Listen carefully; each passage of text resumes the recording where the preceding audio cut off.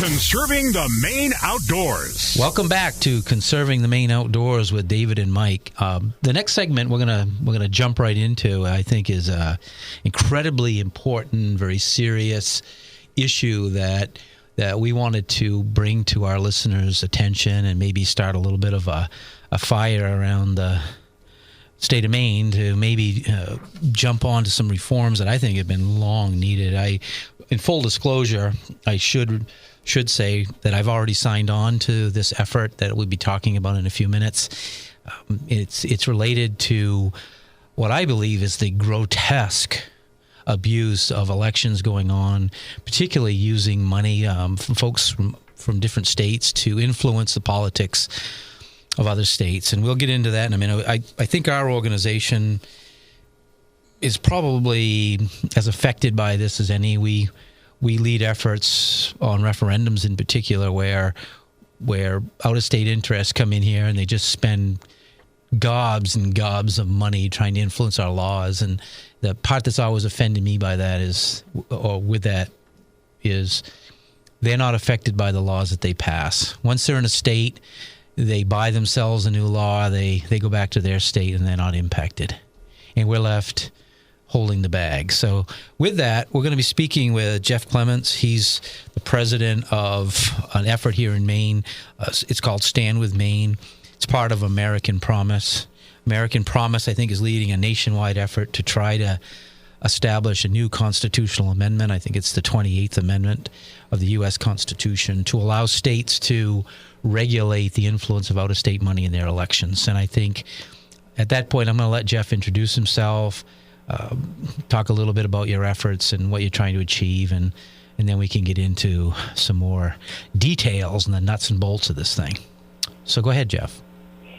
Well, thanks, Dave. Thanks so much for having me on the show and for your support for this effort. It's been just wonderful to see people all around Maine stepping up to say enough is enough. We have to get control of our lives and our elections, and we can't if we have all of the money for this coming from a few powerful interests. And it's a problem across the country. It's why we need a constitutional amendment, because a whole bunch of Supreme Court cases over the last few decades have just eroded the separation of money and our government, so that the people have really been separated from our government at this point because of the scale of money. So we started up American Promise in early 2016, January 2016, and by that point, Maine was actually on the board as one of the states really saying enough is enough. We support this constitutional amendment, and Republicans, Democrats, Independents all stood for that and helped really lead an effort that has spread all around the country. And now with all the money pouring in 2020 with the Senate race and everything else, Mainers have an opportunity to stand again and really make sure whoever wins, doesn't matter which side, we need to really stand together, because a constitutional amendment is going to take everybody. But we can fix this. That's the good news. And really appreciate your support, Dave, and so many Mainers around the state. Well, I think for people to really understand for their individual lives, how they're impacted, I can tell you that it's only 1st of June, and I'm already nauseated by the amount of ads on TV, and particularly one that's just really getting under my skin recently are these folks. I have no idea who they are because their name is generic and we don't know where the money's coming from, are trying to convince Maine people that Susan Collins has been taking bribes and sticking them in her back pocket to do various things for different corporations. Anyone who knows Susan Collins knows that's a load of manure, and it's just that's what we're going to be seeing from now till the election. And we have no idea who these people are paying for these ads on both sides.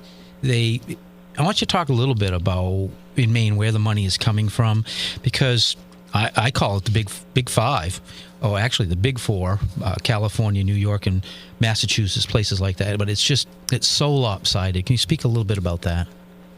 Yeah, and it's getting much worse. It's been growing for years, but back in 2008, Mainers accounted for slightly over half of the money in our campaigns, And now, if you fast forward to 2020, Susan Collins has raised about $13 million. Sarah Gideon has raised about $14 million. Less than a quarter of that comes from Mainers. Most of it comes from outside the state in big donor amounts. And that doesn't even count the sort of dark money super PAC spending that you're talking about, Dave, where it has the nice name and the sounds good, and then it slings the mud at everybody and spends millions of dollars, and you don't know who it's coming from. But when you dig into the details, there are groups like it can be the Republican Governors Association, the Democratic Governors Association. Usually they have names that even obscure that, and the money is from a handful of billionaires and big interests somewhere else. And Maine is just a battlefield. They're fighting for control of Washington, and Maine and states like Montana and other states are just pieces of their chessboard that they're fighting for their power. Well, to that point, I want to talk a little bit about the state that is number one in spending in Maine at just under $4.5 million, and that's California. The only way you could get further from Maine is if you go to Alaska, the tip of Alaska. California is completely on the other side of the country, yet the biggest amount of spending right now in Maine is from California. Second is New York at almost 3.3 million. And then comes Massachusetts at a little over 2 million, Florida at 1.6, and then Texas at 1.1. I don't know, Texas, that one kind of surprised me, but not really the other four. Those are big spenders in Maine. And the part that strikes me the most, Jeff, is that some of these individuals don't even know where Maine is on the map, and they likely don't even really care as long as a person gets stacked in their category of supporters for their agenda. It's that type of spending and influence, and I will remind you, and you know this, Jeff, because you read the Supreme Court rulings, that money is, by the courts, it's defined as free speech. So in other words, depending on how much money you have, depends on the amount of free speech you have. And I say that kind of tongue-in-cheek, but it's true. If you're a billionaire, you can buy more free speech than, say, a woodcutter down in Waldoboro like me when I was out there in the woods trying to make a living at $18,000 a year. Yeah, exactly. And most Americans actually don't make any contributions. Most of the money comes in big amounts.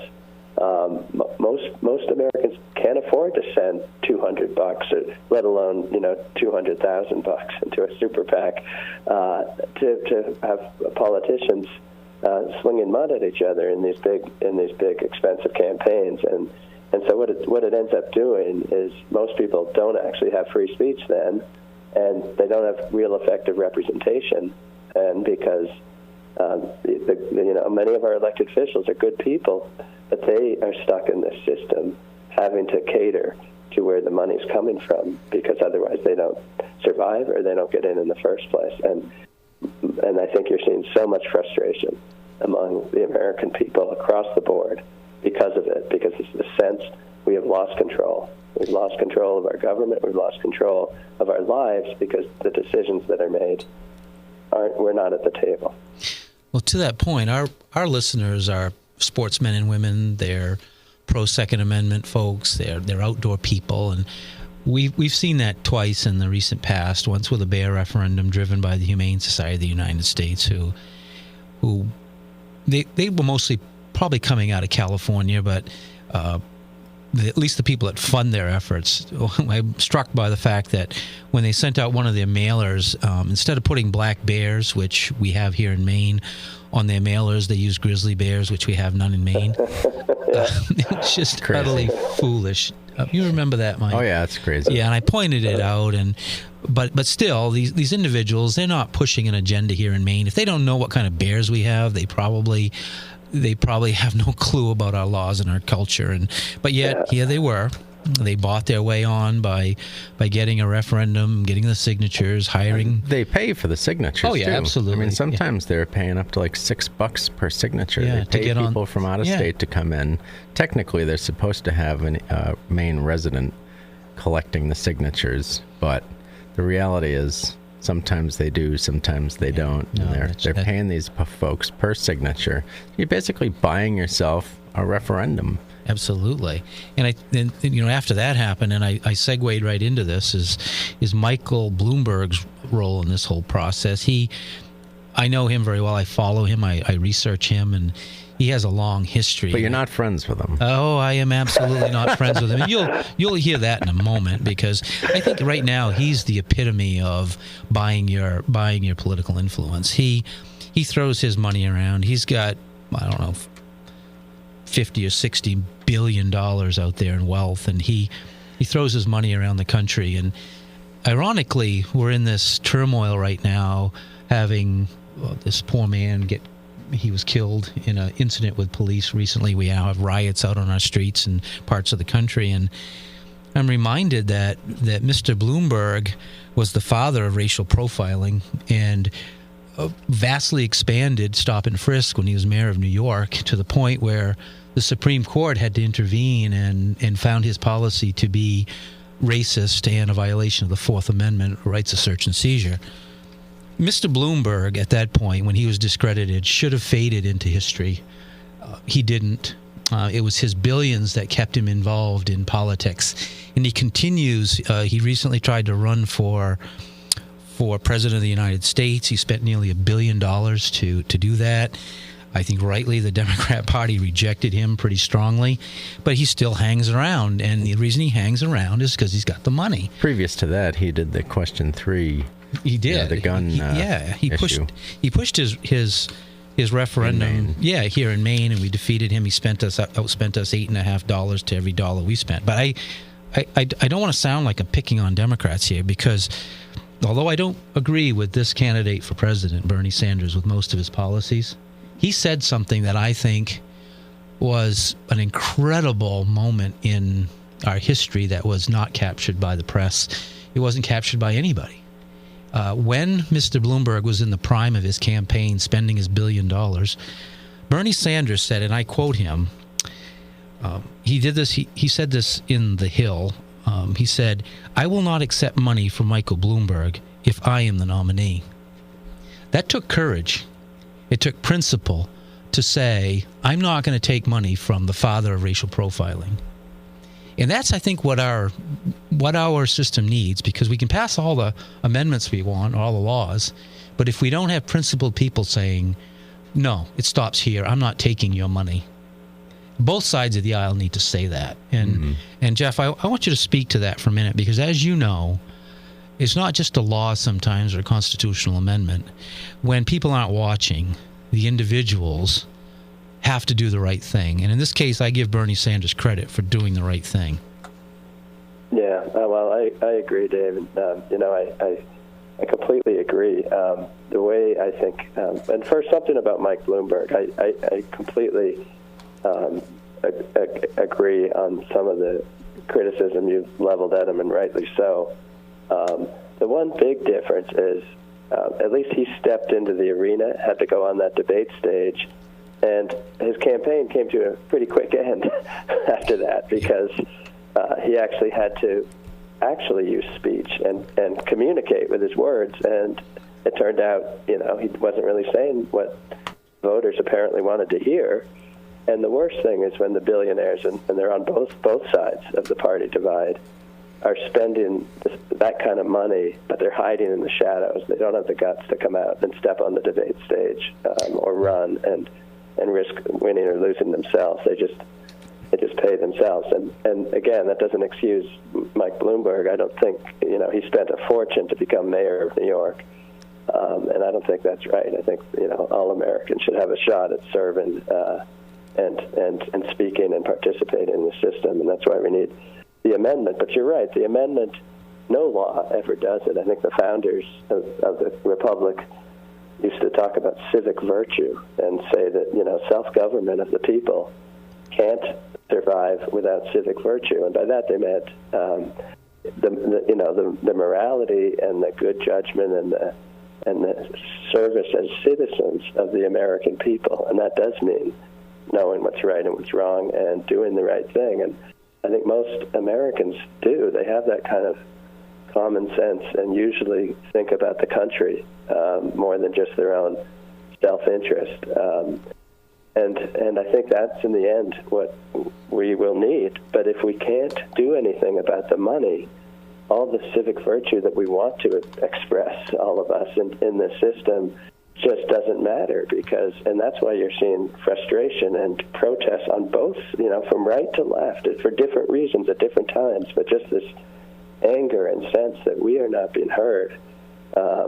We want to do better, but we can't. And so the amendment actually, both because of what it does to enable us to set some reasonable limits around the way money is used, but by actually achieving it together, because it's going to take a lot of work to do it together, it actually renews, I think, our national sense of responsibility for this system and for governing ourselves. And it doesn't mean we'll all get along or agree on every issue, but we'll get America back to being a place where the people are governing and debating and not just pushed to the side by money. Jeff, hey, in Maine, we've had kind of a outsized influence by citizens' initiatives mostly from people from out of state, actually. What would your amendment help reform the money in citizens' initiatives, which basically is money in politics, too? Yeah, absolutely, Mike. I think it's really a big piece of this. And, there was a case in the Supreme Court. It doesn't get as much attention as some of the more famous ones, but there was a case in Massachusetts actually used to have a law that had some, limits around spending and ballot initiatives and citizens' initiatives, and basically saying they should be funded by the citizens, the citizens' initiative, and limited corporate money and other money that would try to influence those. And that was struck down under this same crazy theory that, just unlimited money is just free speech. And so this amendment, and there's some different versions, it's not final language, but there's still time for everyone to weigh in about what it exactly says, but it basically allows the states to enact reasonable limits on how money is used in their political system, whether it's state elections, federal elections, or citizens' initiatives. And not every state has citizens' initiatives, but those that do would be able to set their own rules and say, this is a place for the citizens to debate and decide, not for big money interests from outside to just, play on like we're just their turf for the battle. So, yeah, it absolutely would. It does not say what those limits should be. That's going to be up to the states, up to the people in the states. There may well be, different rules in Texas than there are in Maine, and that's how it should be. And I'm not against citizen initiatives by any means, but the reality is when people from California or New York or Texas, in this case, I guess, come in and try to, basically, a citizens initiative is they're writing a law, and we end up voting on it, and if it's enacted, it goes right into the law books, and that's definitely influence, certainly. Well, let me throw one more thing out there, Jeff, that this is just a perfect segue into something I learned about not too long ago. And for those that are I think, concerned, and like myself, that this out-of-state money is coming in here and influencing not only our referendum system, but the laws that we live by, with no accountability for the people pushing them. I learned recently that money can flow from other nations into our country, into our state. For example, there's a law in the Maine legislature right now to close a loophole in our referendum system that appears to allow, in this case, one hydro company out of Canada to move money into an election. There's an upcoming referendum on a corridor here in the state, and they've been able to move some money into our referendum system. And there's a law in the state of Maine right now trying to shut that down. And given a proposed law, it hasn't passed yet, but I suspect it will. And ironically, too, sorry to cut you off, the Hydro-Quebec is actually owned by the country of Canada. So that's right. It's almost like a foreign country. We're talking about Canada. I mean, they're nice enough people and whatnot, and whatever. But still, they're trying to influence laws in our country and in our state. Yes, and it's just not right. And this is where I touch on, because it's important. I have said this repeatedly in legislative testimony, and I've said it in all public forums in which people will listen to me.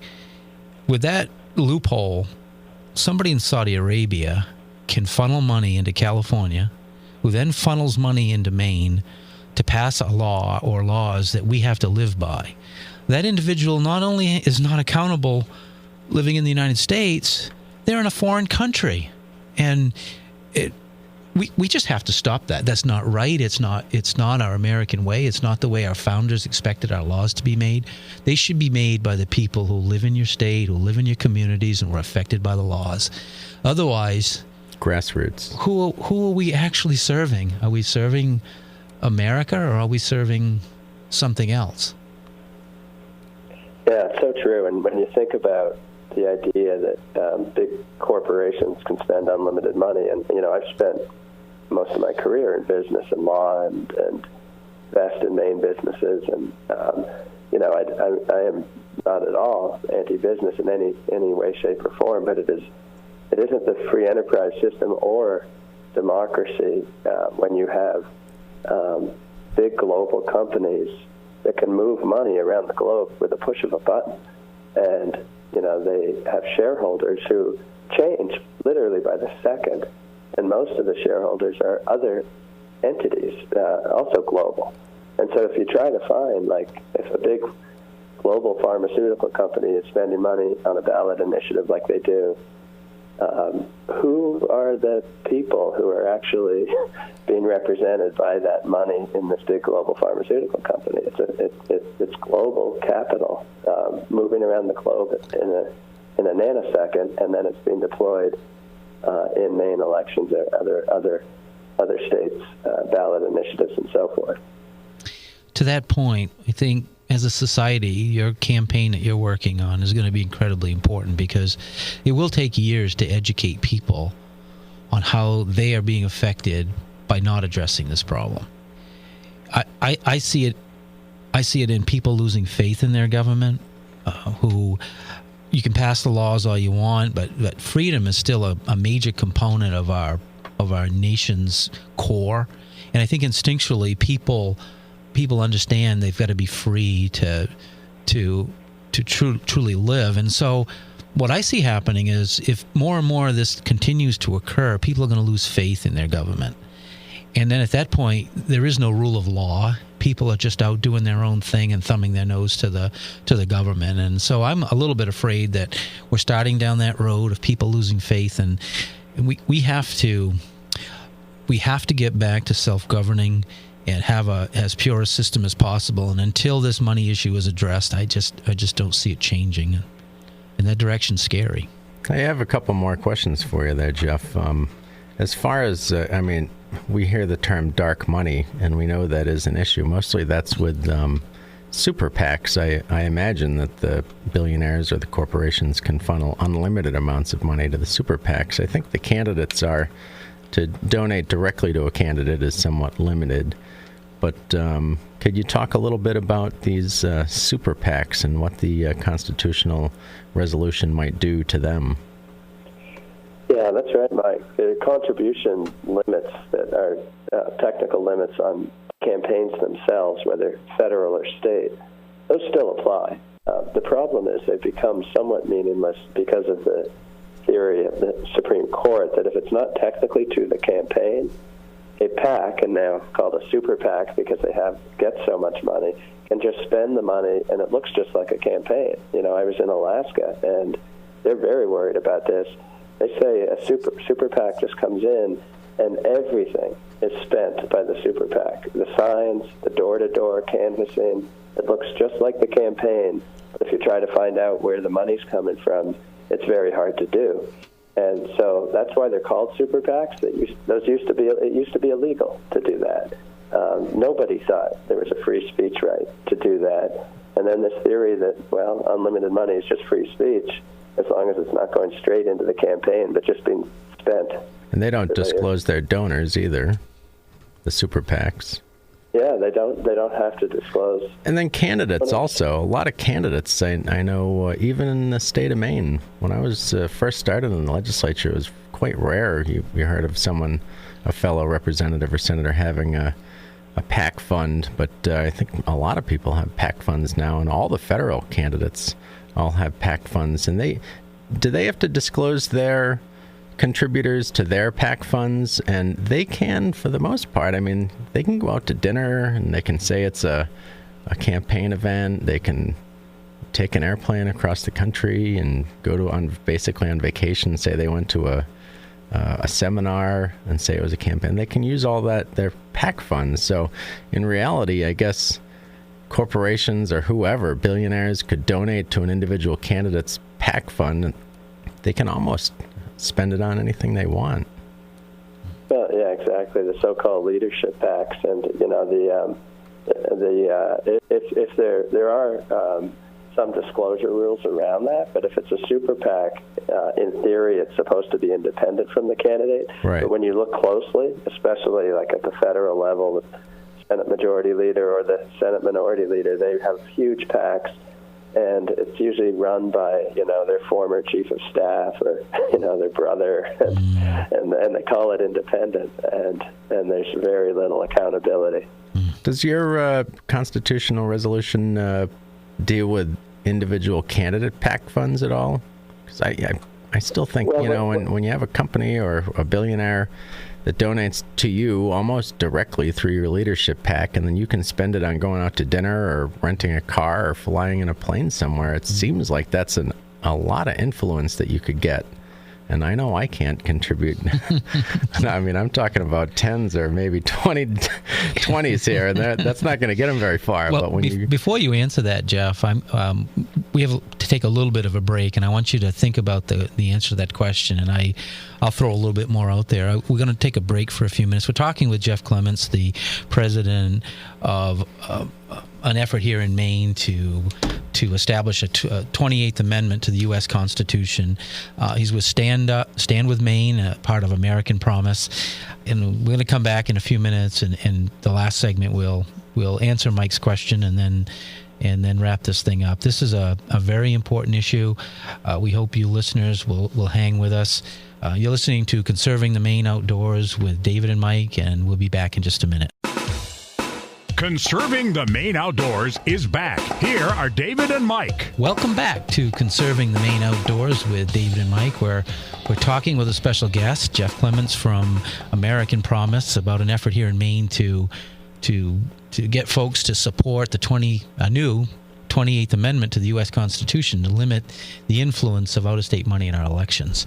Now, I want to go back to Jeff. Mike had asked a couple of really good questions, and I'd like to give you a chance to answer them, and then I'll throw some more softballs at you. Well, thanks. And Mike is pointing out the way that influence works through these PACs and these super PACs and the big money.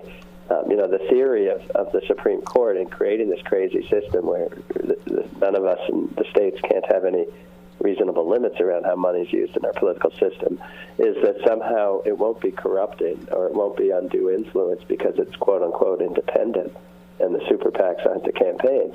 But everybody except, I think, the judges on the court knows that's not how it actually works. It works exactly like Mike is pointing out, that the influence when you have a billionaire who's saying, hey, I just want to let you know we're spending a few $1 million to back you, that's influence. Or just want to let you know we could spend a few $1 million against you if you don't go our way. That's influence. So absolutely, these PACs and these outside spending vehicles that aren't the campaign but have so much impact on elections now. Or just giving really it straight up. A big impact on our elected officials. They can give it straight up to the candidate's own PAC, and then they can just go spend it. Yeah. So that segues into a place I wanted to go, because I think I'm going to illustrate exactly what has happened to our elections in the last few years and how we as citizens and candidates for office, and I know I was a candidate 6 times and won seats in the legislature, we've given up our freedom to be independent, to be independent thinkers, and to have our own ideas. And let me just run you through the process of what I see. And this is my opinion, but maybe Mike can jump in here if he thinks I'm out in left field. But we, a few years ago, passed a Clean Elections Act where candidates were given X amount of dollars from the state to run their elections. That was supposed to make them independent. Well, what happened was they'd get a wad of cash to go out and do the basics of their campaign. And then this phenom came in of leadership PACs being created where they could get their state money, and then they could still raise private money and run for leadership positions. That transitioned into special interests all over the country feeding money into those very same PACs to push a national agenda. Well, I want to share with you a story of I think what I believed used to happen in elections. I had just got done serving 8 terms in the House, and I was going over to the Senate to run for a Senate seat in Lincoln County. I was running against what I considered at the time to be an absolute gentleman, Peter Rines, who I'd served with him in the legislature. He was a straight shooter and just a really good guy. Well, we were running against each other, and prior to the campaign starting, we met, and we agreed that we would protect each other, that if the parties came after us, we would condemn them, that we would run a clean campaign, and we shook hands on that, and we did that. Unfortunately, what's happening today is that candidates are giving up the running of their campaigns to PACs and special interests, out-of-state money. They're doing the generic feel-good stuff, handing out palm cards, but they've given up being a leader. As a candidate, the ones I want to support are the ones that show something different. They take a leadership role, they speak their mind, they're sincere. And what we're getting now are, what I feel like on both sides, are phony campaigns run by people without names, with tremendous pocketbooks, unlimited amounts of money, while the candidates are sitting back and letting their race be completely dependent on somebody else. Why Peter Rines and I did that was we wanted to control our own fate as a candidate. If we lost, yeah, we could go home and know that we just lost and move on.